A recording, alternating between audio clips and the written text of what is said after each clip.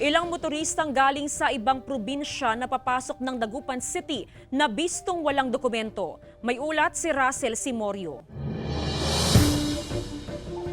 Mula sa lungsod ng Baguio, bumiyahe pa Dagupan City ang magkakaibigan na ito. Pero hinarang sila sa border checkpoint dahil sa kawalan ng QR code. Hindi na raw nila nagawang kumuha ng kinakailangang dokumento dahil sa pagmamadali. Pabalikan lang sana kami. May kukunin lang namin diyan. Kung anong sabihin nila tong QR code na to. Kung papayagan kaming makapasok, tutuloy kami.